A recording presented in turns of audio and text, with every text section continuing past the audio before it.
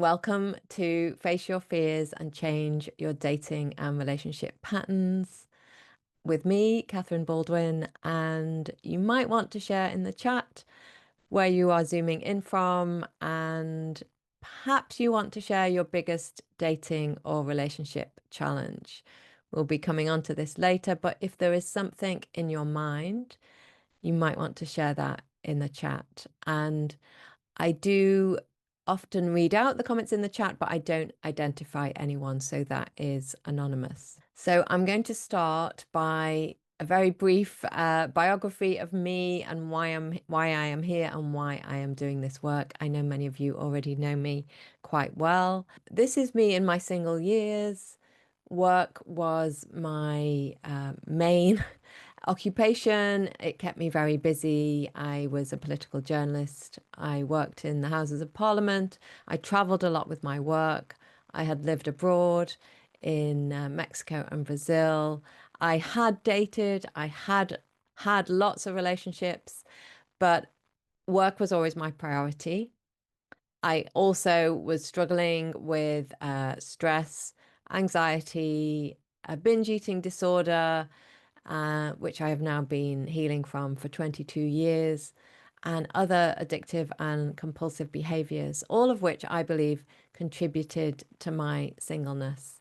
So, a disconnection from myself, a disconnection from my feelings, compulsion to work, compulsion to stay busy, compulsion to numb my feelings with food, compulsive exercise, adrenaline, work. So, an avoidance of my feelings.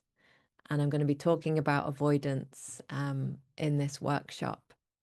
So, that was before this photo was taken in my sort of late 30s, before I burnt out in that career because I literally gave it my all.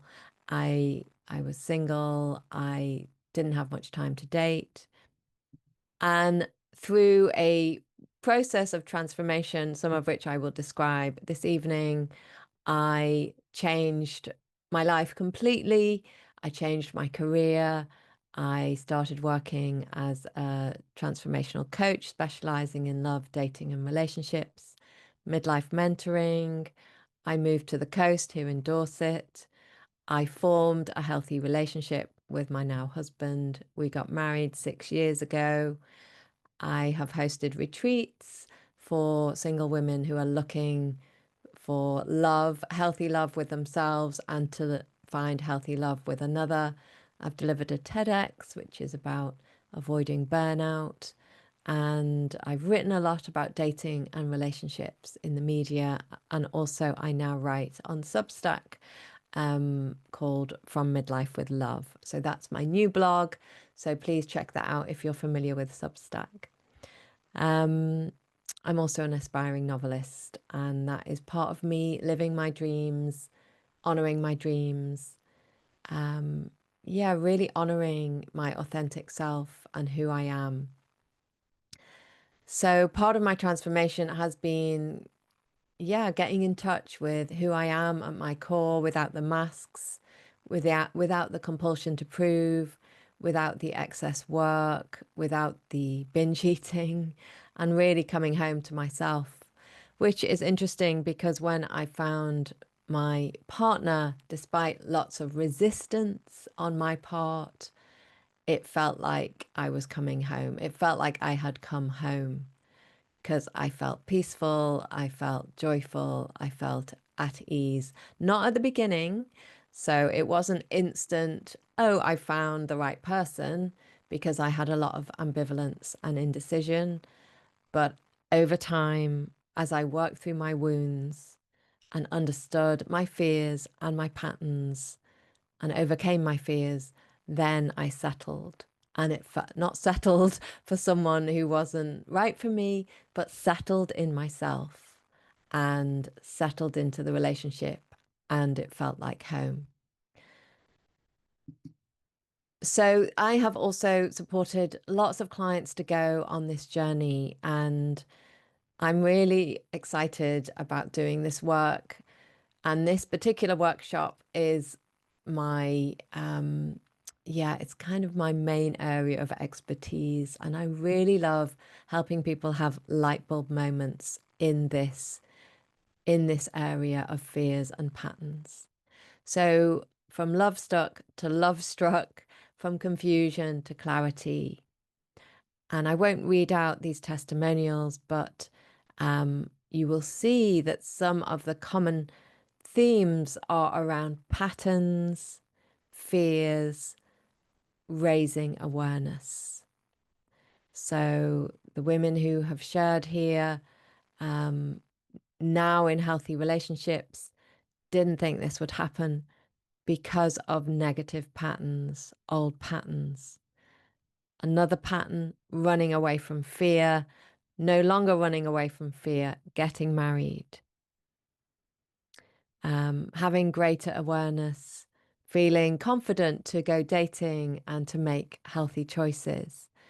And I'm proud to say that the phrase life changing comes up regularly in the testimonials that I receive from my coaching clients. And many people have gone from single to healthy relationships, as well as life change, career change, confidence change. And I'm really proud of that. So, this workshop today is part of a series of finding healthy love in midlife.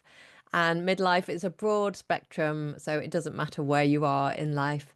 But I have taken on the label for my work now as midlife dating coach because many of the women who come to work with me are somewhere between 40 and 60, let's say. But I do work with people of all ages. So in the series, Lay Your Foundations for Healthy Love was workshop 1. If you missed that and would like that, I am able to send you the recording for a small investment. Face your fears and change your dating and relationship patterns is what we're doing today. And this is really the meat, the really important work. And I think this is game changing for some people.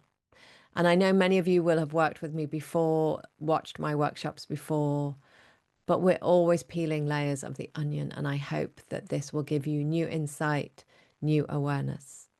And the final workshop is in August. It's called Date with Courage, Clarity, and Confidence and Find Healthy Love. And that's when we take our new behaviors, our healthy foundations, our awareness of fears and patterns, and our new patterns on the road, and we do things differently.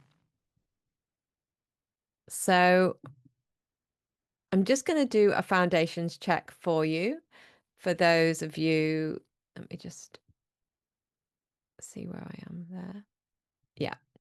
For those of you who perhaps weren't on the foundations workshop or aren't sure what the foundations are, they are foundations of connection to self, feeling my feelings. I don't numb my feelings. If I have some sort of compulsive behavior like an eating disorder or drinking too much or working too hard, I am healing that. I'm in the journey, on the journey of healing. I'm not in denial. I have awareness. I'm connected to my intuition. I am learning to trust myself and my choices and my judgments. And that's a process that takes time, but that you're learning to trust yourself and your intuition. I love and care for myself. So that shows in how I behave towards myself, how I nourish, nurture myself, how I care for myself. I have ample rest, play, joy in my life. And we don't have to be perfect, but this is part of your foundations. I understand my self-worth wounds. So when I was hurt, often in our younger years, when when my self-esteem was wounded, when I felt less than, when I felt unlovable, I understand those wounds and I am healing those wounds and I have healthy self-esteem. I am a good parent to myself, so I understand the process of reparenting. So I need to show up for myself, take responsibility for myself, and be a good parent to myself. Just like as though I had a child. I would care for that child. I do the same for myself. I take uncomfortable actions in my best interests. So courageously, I take steps to, to improve my life, to improve my relationships in my best interests. And I am emotionally available. I am available to my own emotions and to other people's emotions. So I hear myself, I see myself, I hear you, I see you, and I allow you to see into me. And that is intimacy. I allow you to see into me. I'm not ashamed. I'm not hiding. I can be honest and truthful. So if you're here live, perhaps just pop in the chat if you'd like to, or just reflect on this for a moment. How are your foundations? How are your foundations? And I'm sure you're aware, if you know my work, if you've read my book, that I am passionate about the need for healthy foundations. Because if we go dating without them, we often go dating with a craving for love. We go dating with low self-esteem. We go dating with a lack of clarity. We go dating with a vulnerability to being manipulated or to being mistreated. We fall for emotionally unavailable people. We make choices that aren't right for us. So it's important that you have your foundations in check. This is what we're doing today. This is what we're doing on all the workshops. We are raising awareness and bringing change. And this is what I'd like to look at today specifically. Your patterns, your fears, any prejudices or preconceptions. And then we're going to uproot and overcome those fears, or I'm going to show you how to do that so that we can change our patterns and have different results. And I acknowledge that everyone who is here or who watches this workshop will be at a different stage. You will be, you might be single, hoping to date, afraid of dating, not dating. You might be dating and struggling, dating and enjoying it, but not quite getting where you want to go. You might be in a relationship that you're not sure of. This is all about raising awareness so that you can change and do things differently and make different choices. So that's what we're doing today. If at any point you have any specific questions, please jot them in the chat. If you're watching live, you can also email me if you're watching on replay with any questions that I haven't answered. I'd really like to make sure that I cover everything that you need me to cover today. So we're going to start talking about patterns. And I've divided them between love addiction and love avoidance. So let me explain. Love addiction is quite a broad term. So when we are love addicted, we are making unhealthy choices. We are dating with a craving. We are falling for unavailable people. We are neglecting ourselves in relationships. We are consistently throwing ourselves under the bus in relationships. So think about any addictive or compulsive behaviors around love, dating, and relationships that might show up in your life. They can be subtle or they can be more obvious. And you might not think of them as addictive behaviors. So let me give you an example. So I was always dating or thinking about dating or wanting to be in a relationship. I didn't think that I was like that.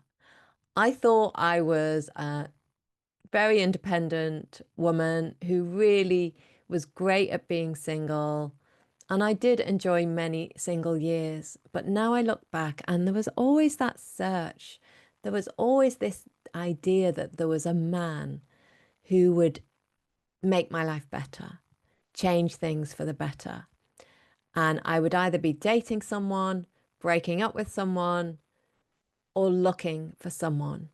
I might not be actively looking for someone, but I'm fantasizing. I'm thinking there is some sort of savior who's going to take me away from all this, make everything better.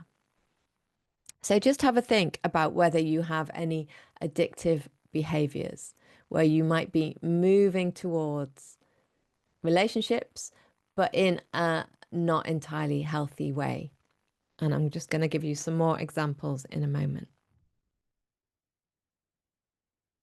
So, some of the common addictive behaviors are compulsively looking or thinking about or chasing. And there's nothing wrong with wanting a healthy relationship, wanting a companion. But when it's born out of a craving, born out of a longing, or born out of a lack of awareness of our fears, we end up in unhealthy patterns and unhealthy dynamics. Another example of moving towards of love addiction is fantasy thinking, falling in love with someone's potential rather than the person they actually are, thinking that we can change someone. If we just can get them to fall for us, then we will change them and we will change them into the person we want them to be. So, fantasy thinking, obsessive thinking. So, always thinking about someone, when you know you need to get on with your life, get on with your tasks, spend time on your hobbies, get on with your work, but you're obsessively thinking about someone. That is an addictive tendency, a compulsive tendency. And then falling for unavailable people. That is also an addictive tendency. So, when it comes to love avoidance, again, this can look different for everybody. So, a classic form of love avoidance is we keep so busy with our work that we don't have time to date, or we keep so busy with our hobbies or activities that we don't have time to date. And we might not think it's love avoidant. We might think that we're busy, that work is busy, that I'll get to dating at the end of this project, that I'll get to dating once I have lost 5 kilos, that I'll get to dating once I have time. So there is reality of our busy lives, but also there is love avoidance.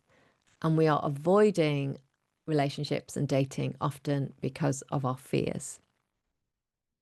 So there's the busyness, there's the no time, there's no space, there's putting off dating until a certain point in the future that never really comes because we're always busy. Um, and love avoidance is also avoiding emotionally healthy people. So this is when we keep falling for the unavailable ones, but when someone who's emotionally available wants to commit to us, offers us the chance of a committed relationship, we avoid it. And we avoid it through many ways. Finding fault with them.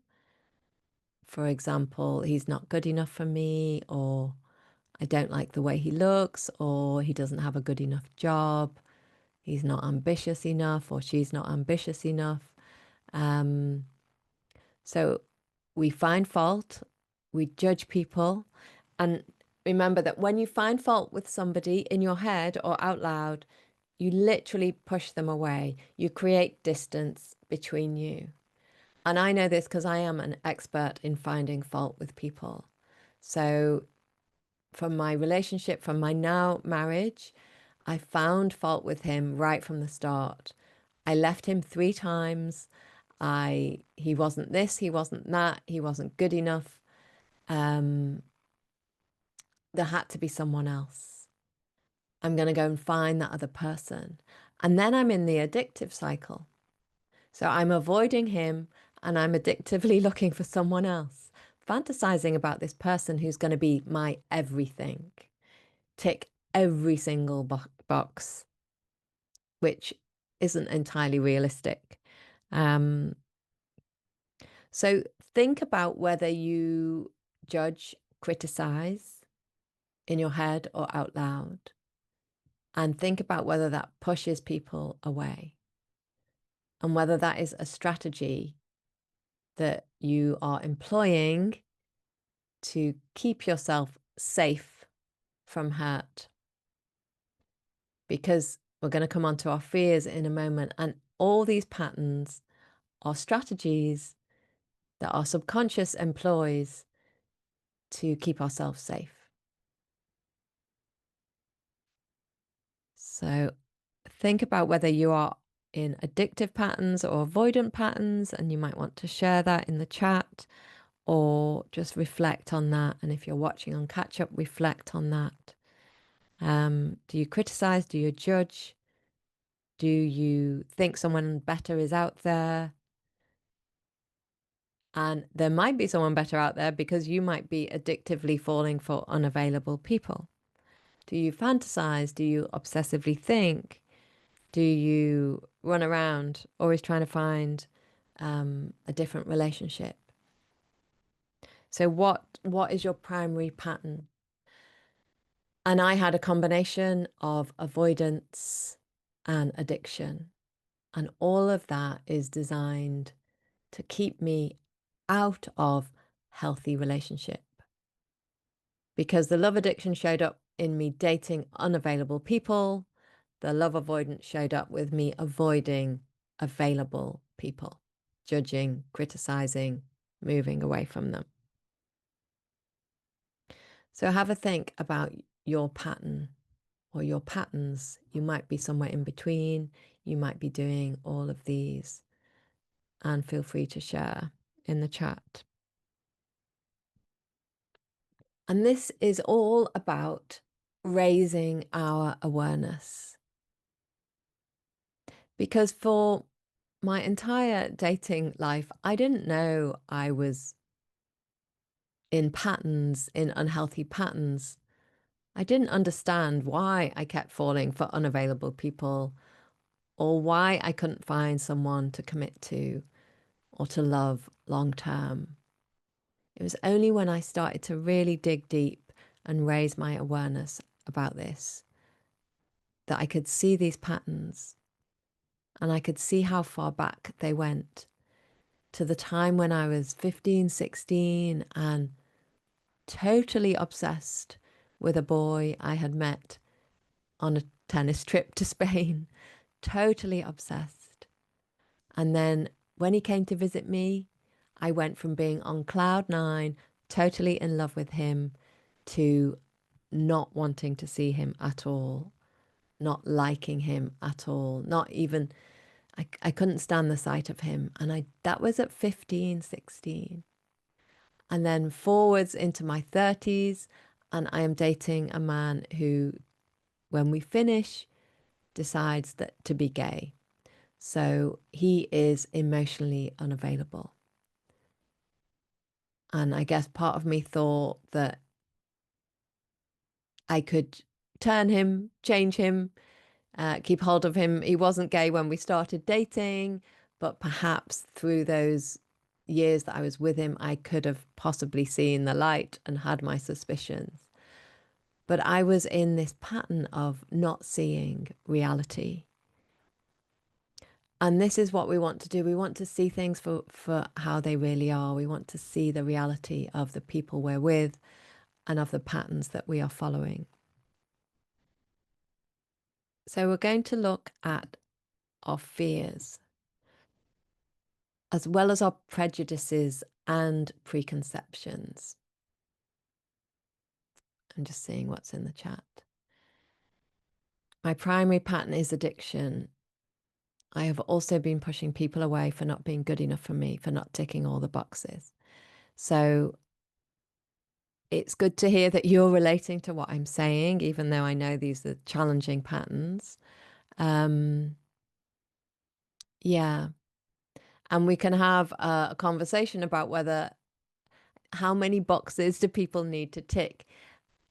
You know, I often say that it's not so much about ending up with the person we want, it's that we end up with the person we need. And that might be different from the person we thought we wanted. And we might have all these boxes, and the boxes don't get ticked, not all of them. And we think, oh, I have to go and find someone to tick all these boxes. But that is an impossible search. That person is elusive. We can keep searching. We can keep searching. Um, but we're all unique. So we have to understand, is this relationship the right one for me? Am I running away because of fear? Or is this relationship actually not right for me? And I do actually deserve something better. And this is a process. You know, it takes time. And some of the testimonials that I shared at the beginning of this workshop are from women who have been on this process and perhaps walked away from somebody who wasn't right for them, or committed to someone who they were going to walk away from because they understood their patterns and their fears. So, talking about fears, again, when I was dating throughout my late teens, 20s, 30s, I would never have said that I had fears. I was I was dating, or I was dating drunk, getting drunk, kissing people. I was always thinking about finding love or wanting to be in a relationship. Um, so how could I be afraid? I'm always looking for it. I'm wanting it. But when we keep falling for unavailable people, that comes from our fear. When we compulsively date unavailable people, that is rooted in our fear. So let's just talk about some of our fears, and they are linked to our prejudices and preconceptions about relationships. So you might want to, if you're here live, you might want to jot down some of your fears in the chat, and I can give you lots of examples. But when you think about being in a healthy, intimate relationship where you need to be vulnerable, open, and honest, and be fully seen for who you are, for your authentic self, what comes up? What comes up?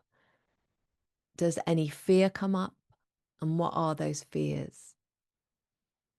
When you think about being married, if that's something you desire, does any fear come up?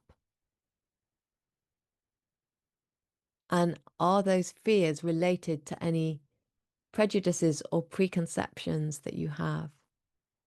So I share these pictures of me in my beautiful wedding dress and at my wedding because they really encapsulate the things that I was afraid of.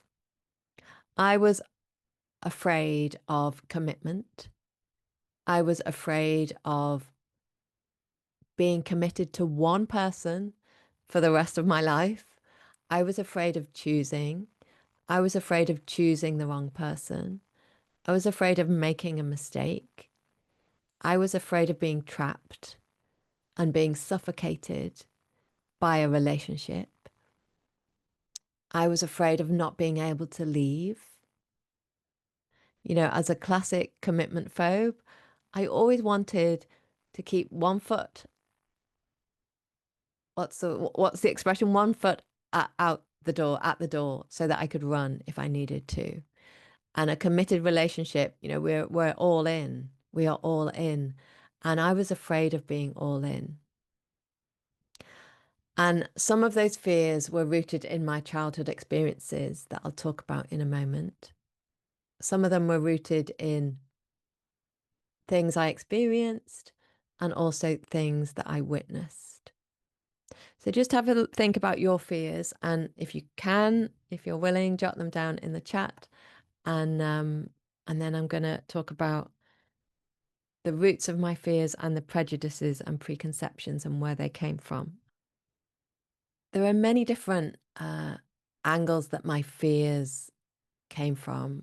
So I was, I learned from witnessing my mother's experience as a wife and as a mother of two children and as a divorcee. I took from that that marriage was a really bad idea, that relationship was a really bad idea, and that men were not to be trusted. That being in a close, intimate relationship would lead to heartache, would lead to divorce, would lead to poverty, would lead to misery. I would feel trapped. I would have to forego my career and my creativity. I would be tied to the kitchen sink. I would need to bring up children on my own. I wouldn't be able to travel. That it would really curtail me and clip my wings. And, my mum, bless her, she's no longer with us, she really struggled with motherhood. She struggled with finances. And what she thought was a wonderful marriage ended up in heartbreak and divorce. And it wasn't wonderful for very long. And I think, because of her own childhood, she made certain choices about the man that she married. And mum always said that they should never have got married. Um, so they were my prejudices and preconceptions. In my subconscious, in my memory, I had formed a belief about relationship, about intimate relationship, about marriage, that it was not a good idea. But I didn't know that consciously. Consciously, I wanted to be in a relationship. And I also really craved love and affection and validation and affirmation and to be seen and to be heard, because these were my childhood wounds. I wasn't fully seen. I wasn't fully heard. I lacked full validation and affirmation. There wasn't the emotional connection that I needed with my parents. So we have these basic childhood needs to be seen, to be soothed, so that we can feel safe and secure. And if they're not met, we're left feeling unsafe and insecure and with a real longing and craving for love, for connection. So that's why we end up desiring it, wanting love, wanting connection, but fearing it at the same time. Because my primary memory of close, intimate relationship from my early life was pain, disconnection, distance, heartache. Dad moved out. Mum was miserable. Um, so they were my memories. And so why would I want to do that? Why would I want to put myself through that? But again, these are subconscious fears, subconscious core beliefs. And I don't know they're operating in my adult life until I stop and do this work and understand.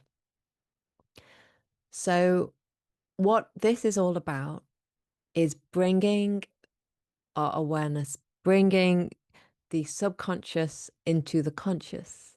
So, Carl Jung, the psychotherapist, said, and I will misquote this, I don't have it to hand here, but unless we make the subconscious conscious, we will call it fate.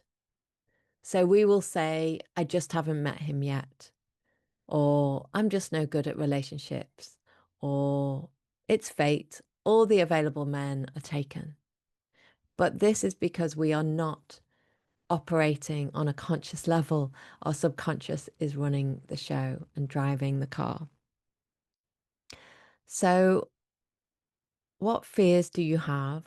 What prejudices and preconceptions do you have? So, thank you for sharing.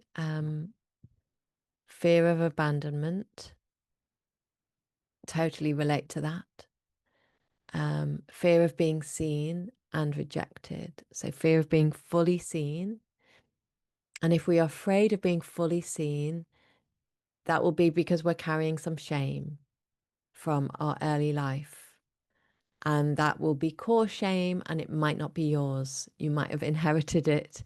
It isn't yours. So we need to do some healing around that. And then now being in a relationship, also afraid of making the wrong choice and being trapped with someone that isn't good enough for me. And the fantasy that there might be someone better out there for me. So I really relate to these statements. And what we want to try and do is get to the bottom of this, find our truth.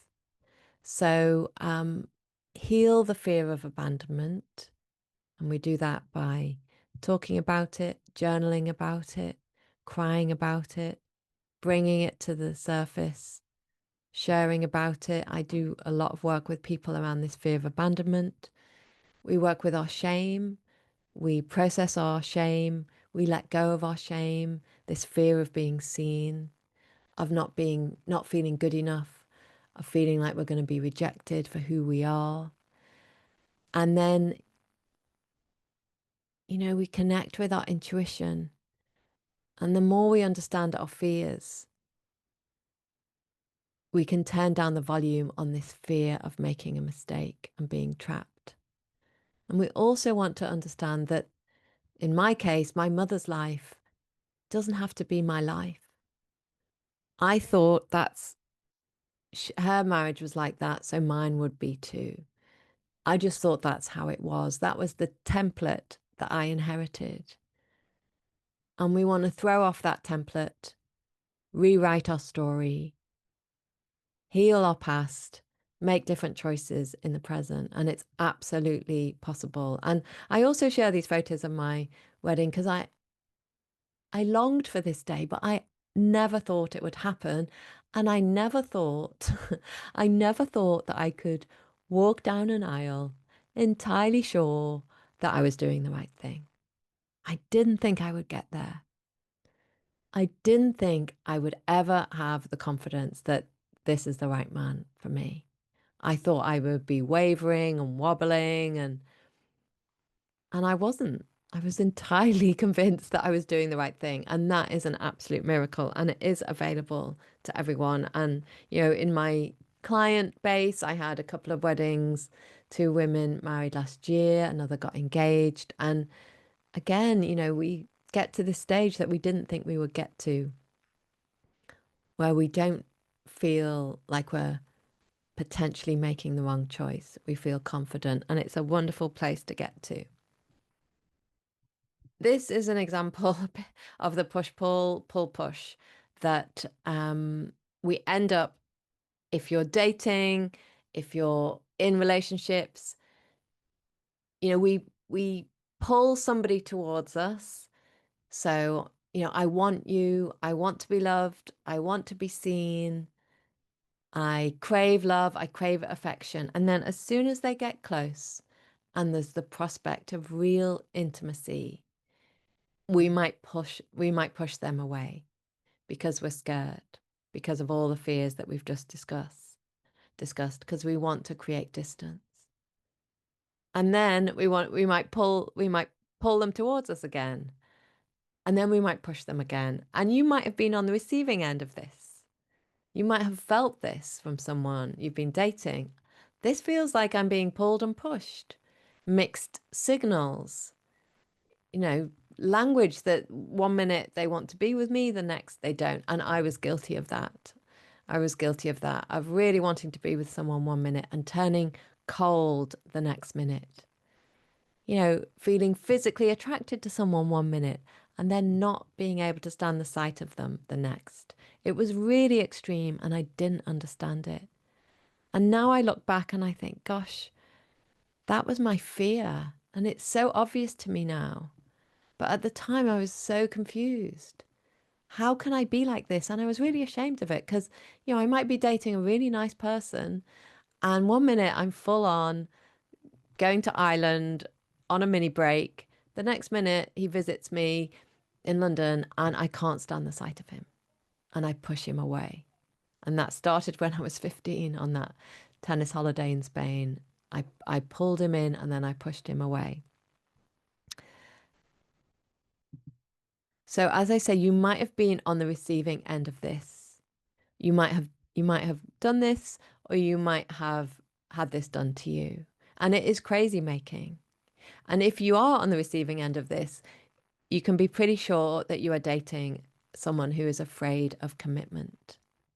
And if you are acting out this behavior, it is highly possible that you have some fear of commitment, some fear of intimacy. So the good news is this can be changed. It's entirely possible to change this.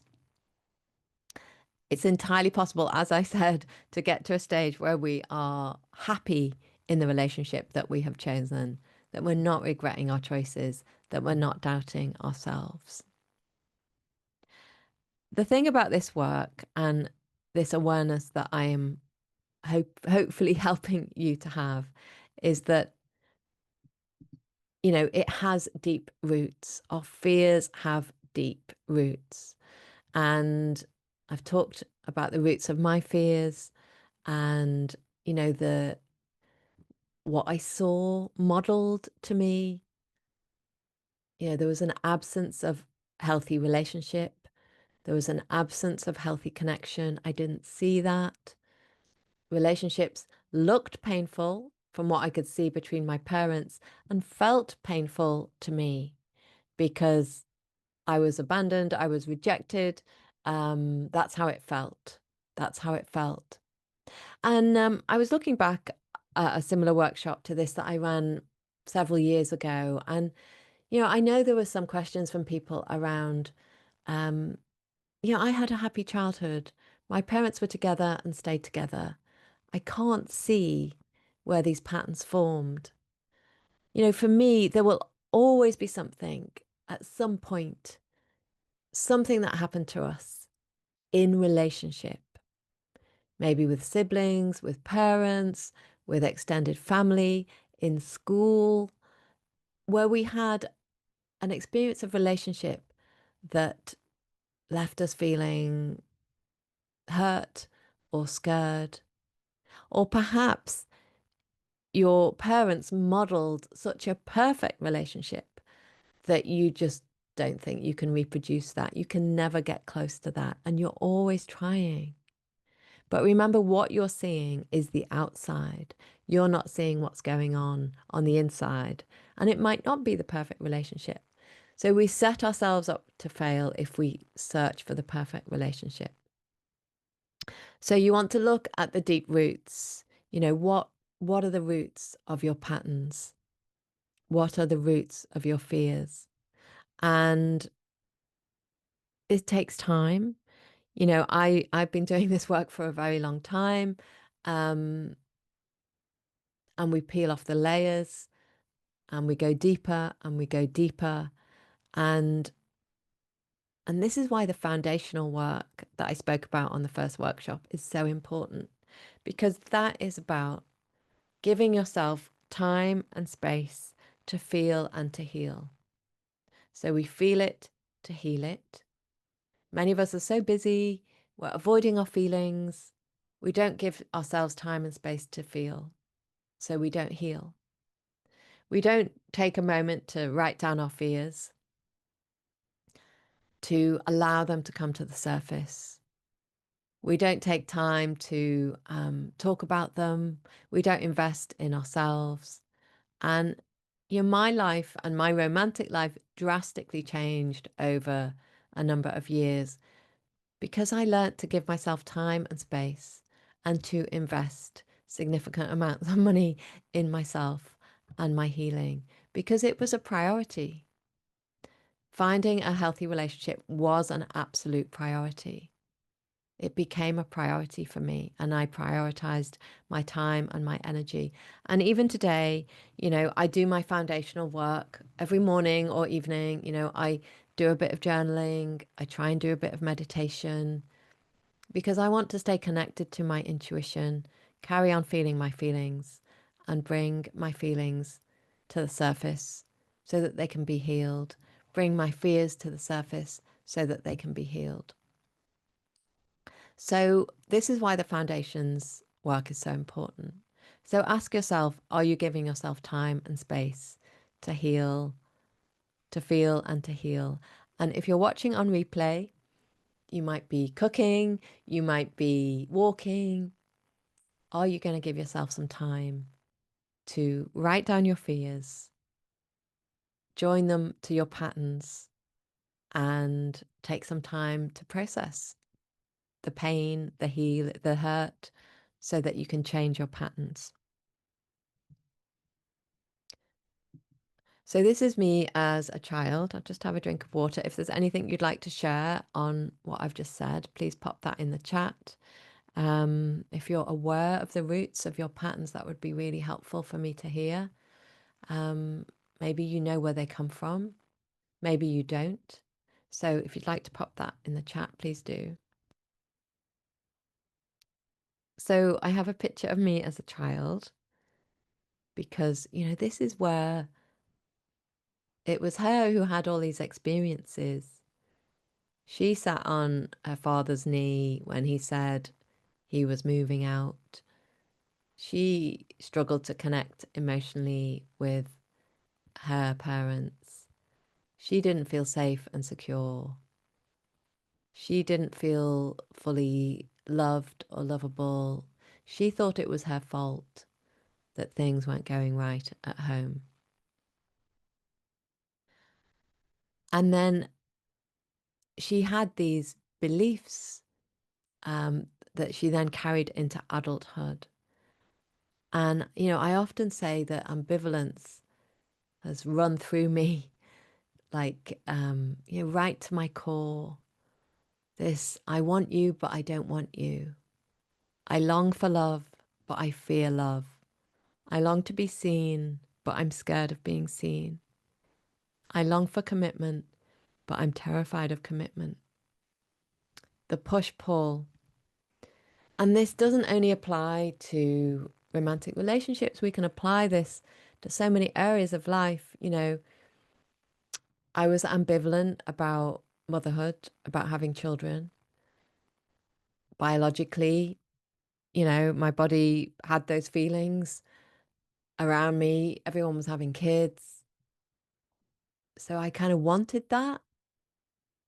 But I had all those beliefs about motherhood that my mum had instilled in me, that it was tough, that it was hard, that it would steal your joy, that it would take your money, that it would take your career. So I had the ambivalence around motherhood, which some of you might relate to. I also had the, around success. I long to be successful, to be seen, but I'm scared of being successful and being seen. So this push-pull sabotages our life. It's like having one foot on the accelerator and one foot on the brake at the same time. We are going nowhere. So maybe you're moving forwards a bit and then you're braking, moving forwards a bit and you're braking. And this might play out in your work life as well, not just your romantic life. So I long for commitment, but I'm terrified of commitment. So just have a think about ambivalence. Where does it show up? Does it show up in your dating? It can also show up in your relationship with yourself. 1 minute I'm being kind to myself, caring for myself. The next minute I'm neglecting myself. So I'll just see what's in the chat. But my parents are still together and have a seemingly good relationship, but my mother always speaks negatively of marriage and children. I never had a close relationship with her. So,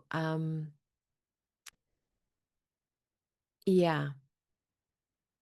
So the seemingly good relationship. So sometimes we can think, well, how come? What's wrong with me? But what I'm hearing there is, you know, what you have heard and witnessed your entire life, right from being a little girl, that negative talk about marriage and children, and also a missing connection,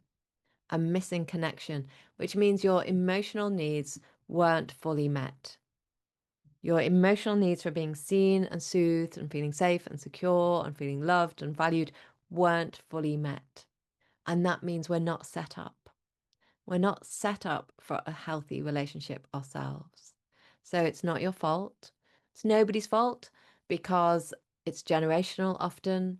So it's nobody's fault. But we want to understand the impact that our upbringing had on us so we can own it, take responsibility for it, um, and change any core beliefs that are sabotaging our relationship life.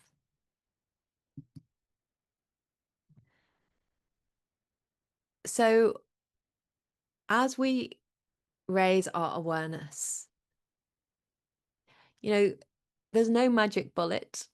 There's no there is a 10-step guide in my book, and on my courses, but there's no magic bullet. It is a process of transformation, and it's entirely possible.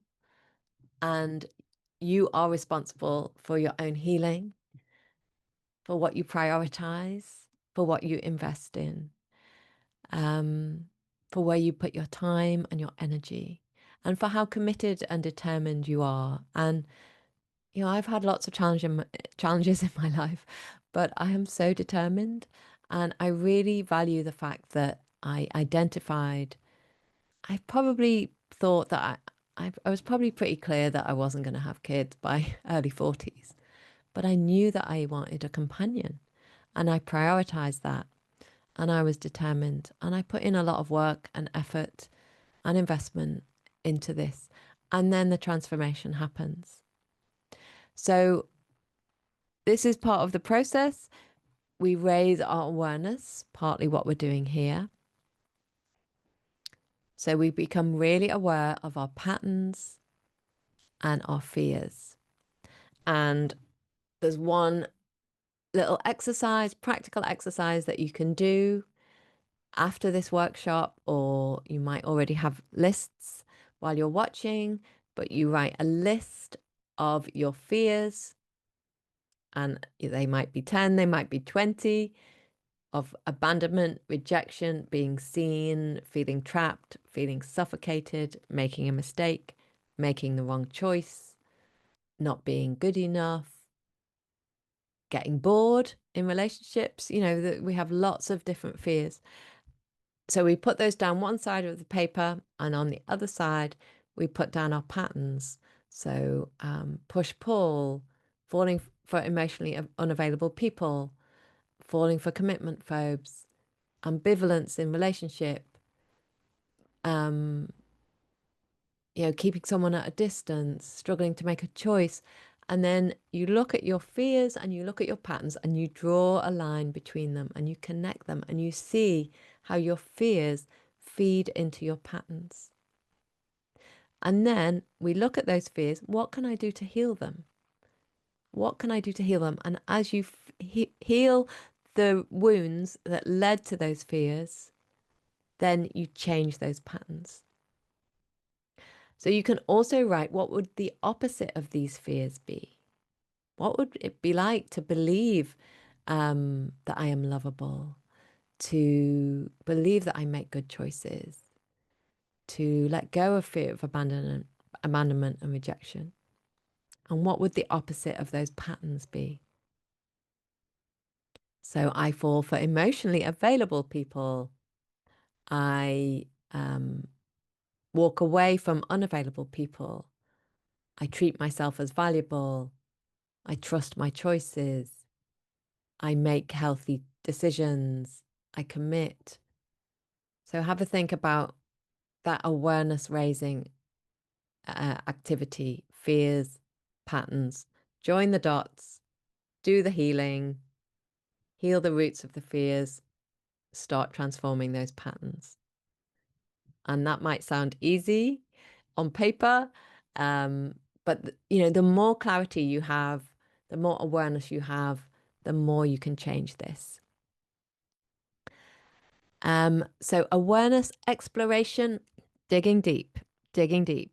I'm going to keep mining for information. I'm going to keep going for gold. What am I missing? What are my blind spots? What aren't I seeing? It's not, I just haven't met you yet. that comes from, um, that's a fantasy. That is, um, that is not taking responsibility. I'm not denying that the dating landscape is difficult, that dating apps are difficult, that relationships are difficult. That is all true. But we can only change what we acknowledge, and we can only change what is in our sphere of influence. So keep mining for information, digging for gold, finding out more about yourself, your fears, and your patterns. As I've said, we look at the roots of the patterns and we do that healing. And you can do that, ideally, you don't do that on your own, you do that with support. We heal in relationship. So the first healing happens in relationship with someone who can hear and support you. So that could be a coach like me, counselor, psychotherapist. So you do your healing. And then once you have a good awareness of your fears and your patterns and healthy foundations, you experiment. So if you are at the dating stage, you take the show on the road, you go dating, and you do so with new awareness, with confidence, with clarity, and you do so with support. And you have positive experiences. And ultimately, you do get remarkable results. Um, it might take time, might not happen in your time frame, but you do get remarkable results. And if you are at a different stage, if you're in a relationship and if you're struggling with that and don't know which way to go, um, you might need some support with that to work things through. And just think about, how important is this to me to get clarity? And how am I going to invest my time and my energy in this in order to in order to understand what's going on. Because, you can have remarkable results. You can have a relationship that is beyond what you imagined. And you can feel peace. You can feel peace about the person you're with. So I just want to share a little case study from my own experience, which talks about my fears and my patterns. I'm using this picture of this guy with the rust colored trousers, mustard colored trousers, because in my early 40s, I met someone online who his hair was kind of that color and he wore a sweater that was that color, and he was so attractive and I was so attracted to him, and we had a lot of chemistry, and I was thinking, this is great, I'm loving this, we've got chemistry. But something, I had a little tap on my shoulder, a little sense of, I'm not sure he wants what I want. I'm not sure he's looking for a fully committed relationship. He could be a commitment phobe. I had these concerns because he was a bit flaky, didn't always follow through, and he was a bit younger than me. So I wasn't entirely sure that he was up for commitment. My old pattern would have been, I'm going to change him into someone who wants to commit. I am going to fall for him anyway because I really want to be with him. I'm craving love and this chemistry is amazing. I'm going to sleep with him because that might be a way to hold on to him. And of course, once we go physical to that level, often then this bond forms and this mist descends and we can no longer make healthy choices. That's what used to happen for me. So my old patterns would be, get intimate really quickly, try and change him, um, ignore all the red flags, ignore all the red flags, just go for it. And and I'd try and manipulate the outcome in my favor. And ultimately, I'd end up being hurt. On this occasion, because I'd been doing lots of work like this, because I was understanding my fears and my patterns, because I had gained clarity about what I wanted, which was a fully committed 2 feet in relationship, and I was no longer afraid of that, I decided rather than get intimate with him, I decided to ask him what he was looking for in a relationship and to lay my cards on the table and to say, I am looking for full commitment. I'm looking for a healthy relationship. I'm looking for more than you're giving me right now. And I gave him the option to go away and think about it and to come back and tell me what he wanted. And that was a real risk for me. It took a lot of courage. He came back and he told me that he didn't want what I wanted, that he didn't want full commitment, that he wasn't interested. That was totally heartbreaking because I thought we had amazing chemistry. And just a footnote about chemistry, there is healthy chemistry and there is unhealthy chemistry. So healthy chemistry, where we have that attraction, we have that connection. Unhealthy chemistry is when we have two wounded people and their wounds fit perfectly together and they come together so strongly like magnets and they stick together and it feels amazing, but we're kind of too close and too enmeshed, and that's unhealthy. So we want to think about the healthy versus unhealthy chemistry. So when he said he didn't want what I wanted, I was completely devastated. And my first thought was, I messed up. I shouldn't have spoken my truth. I should have just gone along with it. I should have given him 6 more weeks, given him a bit more time. And I really wanted to go back and say, forget that. Let's just do what we're doing. But I didn't. And it took a little bit of time, but it no longer hurt. I got through the pain. I sat with what we call the afterburn, which comes after we set a boundary with someone, state our needs and wants. I sat with that. I didn't go back. And I came through that. I came out of that as a single woman, early 40s, thinking, how come I'm still single? But proud of myself, holding my head high. I had changed my pattern. But we change patterns. It's often 2 steps forward and 1 step back. So then I went on to date my now husband. And although he was emotionally available, I was scared. So we connected, we got together. I thought this is great.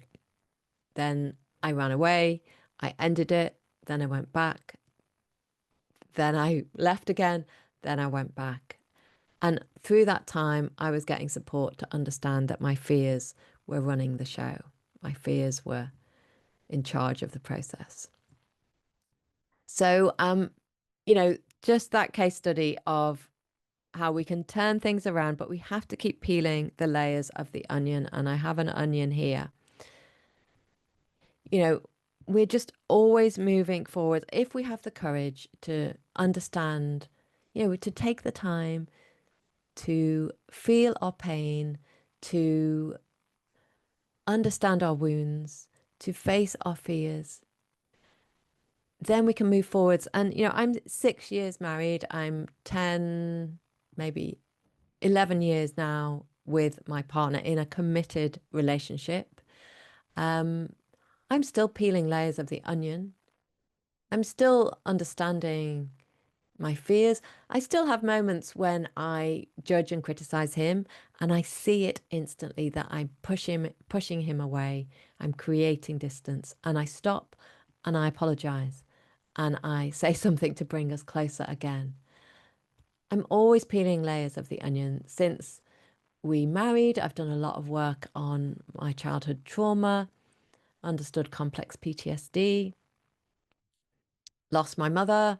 That brought up a lot of feelings. We are always peeling layers of the onion.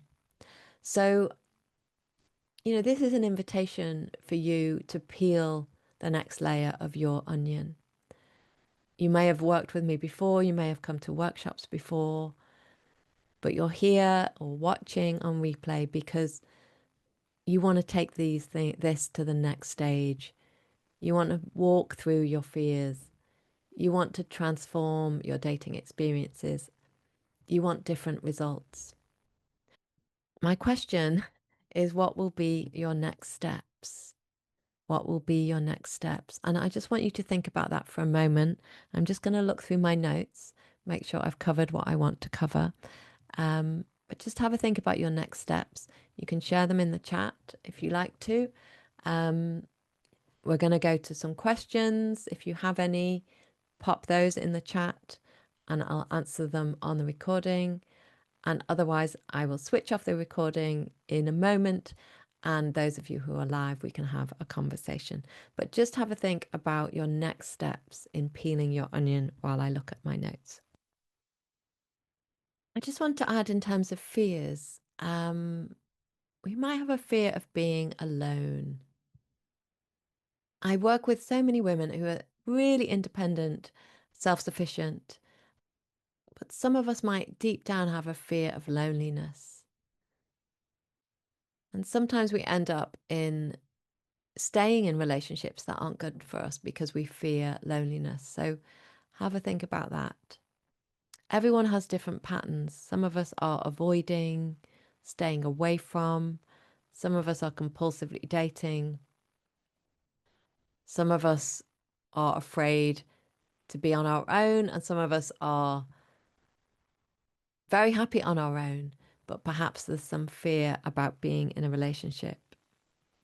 And the other fear that we have is that I'm never going to meet anyone like this again.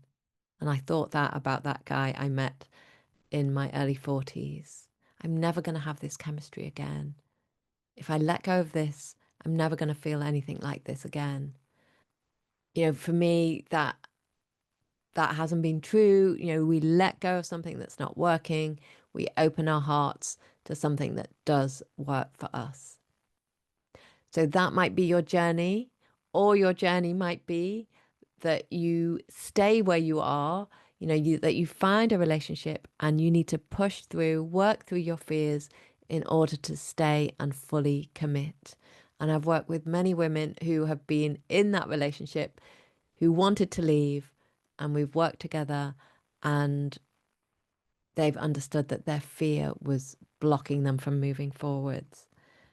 And the other thing is, you know, we overlook, I've said this earlier on, but we can overlook red flags. We can overlook problems in a relationship because we're really craving. We're craving being with someone. We want that connection. We want that attachment. And what is it that we need in a relationship from the other person? So what we're looking for is emotional availability. What does that mean? So earlier I said, you know, we have our own emotional availability if we are available to our own emotions so that we can be available to someone else's emotions. And that's what we want in the other person. We want a capacity for intimacy, that they are able to be, that they are able to connect to themselves emotionally, feel their feelings, hear our feelings, and share with us, negotiate difference. Yeah, hear our concerns, have a conversation. And, you know, when I met my husband, I didn't think he was particularly emotionally available. He wasn't great at talking about his feelings. I thought, this is my dad. You know, he's not connected to his feelings. But as we move forwards and as I stayed, I really felt that he had a capacity for intimacy. He could hear me. He could speak my language. He understood my language. We could negotiate difference. And there's a section in my book, The Ideal. It's Harville Hendrix. Ideal is the first stage, and this doesn't happen for everyone, but in the ideal stage, you are often head over heels. This feels great. Now, if you are struggling with commitment, if you're a commitment phobe, you won't get the ideal stage. You'll always be thinking, "Oh, I'm not sure about this." But then you have to go through the ordeal stage, which is where we negotiate difference, try and okay, you like doing this, you like doing this. Let's see where we can meet in the middle, compromise. And this feels really icky and grown up and not particularly sexy and a bit dull. And many of us leave at that stage and we go off in search of the ideal again, the pink cloud. But if we get through the ordeal stage, we'll be at the real deal, the real deal, the real committed relationship. So there's more about that in my book, How to Fall in Love. So I'm going to invite any questions, pop them in the chat if there are any. And if there aren't any live, I'll pause the recording and we can have a conversation. But I want to say, if you would like to do more of this work with me, there are three options actually. One is one-to-one coaching on Zoom. I have space for new clients. I would love to work with you. And my one-to-one coaching produces amazing transformations in short periods of time. I have clients saying, in 3 sessions, they've had lots of light bulb moments. Somebody on a discovery call had lots of light bulb moments. So one-to-one coaching on Zoom, one-to-one coaching in person. So if you're local to me, you can come in person, or you can book a half day or a full day where we will deep dive and accelerate your healing together. Or there is my group coaching program, which will resume in September for anyone who's looking for group support, transformational group program. We have about 9 minutes for questions. I am going to say thank you to those who are watching live. I'm going to pause the recording. If you're watching on replay, thank you so much for being here. Don't forget to sign up to Date with Courage, Clarity and Confidence, my next workshop on August the 12th. If you're interested in one-to-one coaching, you can book a discovery call with me. And you can also look at my group program that starts again in September. So thank you again, and I will see you next time. Bye.